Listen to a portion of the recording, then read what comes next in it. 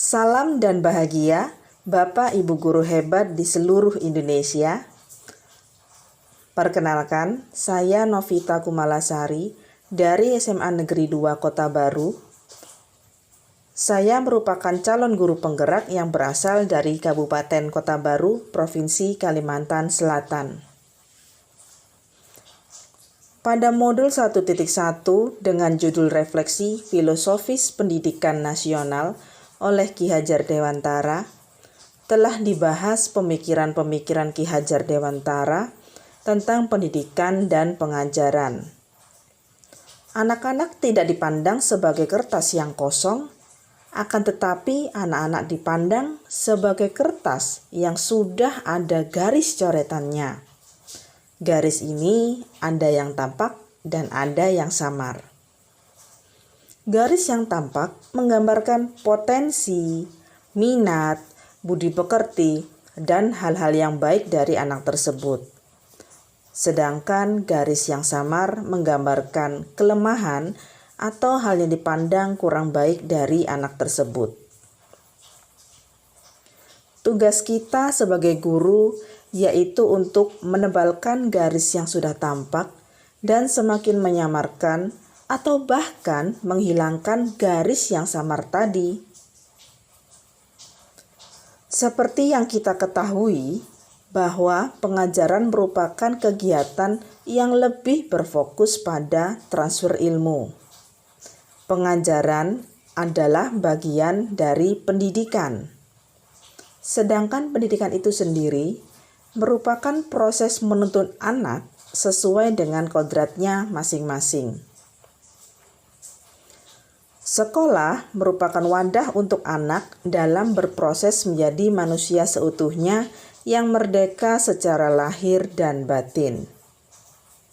Lalu apa kaitannya dengan kita, atau lebih spesifiknya dengan saya, baik sebagai pembelajar atau murid, maupun sebagai pembelajar atau guru? Sebagai pembelajar atau murid, tentu saja saya memiliki garis tampak dan garis samar seperti yang saya sebutkan tadi. Saya harus bisa memperjelas garis yang sudah tampak pada diri saya, yaitu potensi dan kompetensi saya sebagai guru. Misalnya, saya mampu mengenali diri saya seutuhnya, mampu memanajemen diri saya, mampu menentukan bagaimana cara saya untuk mengembangkan potensi dan kompetensi saya melalui pelatihan-pelatihan yang saya pilih untuk diikuti. Bagaimana meningkatkan budi pekerti baik saya, dan lain sebagainya. Saya juga harus bisa menyamarkan atau bahkan menghilangkan garis samar pada diri saya. Misalnya, menghilangkan kekurang sabaran saya dalam menunggu anak yang mungkin memerlukan waktu lebih dalam mengonstruksi pengetahuannya dibanding teman-temannya yang lain. Sebagai pembelajar atau murid, saya harus merasa merdeka dalam mengatur dan mengembangkan diri saya tanpa terperintah dari orang lain. Sedangkan sebagai pembelajar atau guru, tentu saja hal yang paling utama adalah selalu mengingat dan meningkatkan motivasi mengapa saya memilih menjadi guru. Sehingga saya selalu bersemangat untuk memberikan pembelajaran yang holistik dan bermakna, di mana menekankan pada proses, bukan hanya berfokus pada hasil akhirnya saja. Di dalam kelas, saya sebisa mungkin menjadi guru yang merdeka.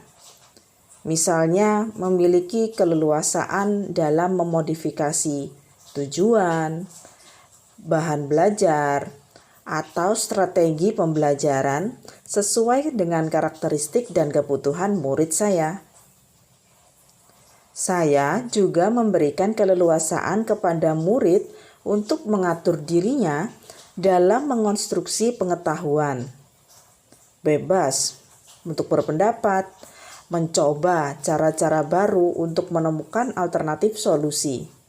Saya juga mendorong murid untuk mengembangkan diri melalui ekstrakurikuler yang dipilih dan lain sebagainya. Sehingga murid saya dapat menjadi insan yang merdeka secara lahir dan batin. Sekolah yang menjadi wadah untuk melaksanakan merdeka belajar dan merdeka mengajar seyogyanya dapat memfasilitasi melalui program-program yang relevan dan sarana-prasarana yang memadai.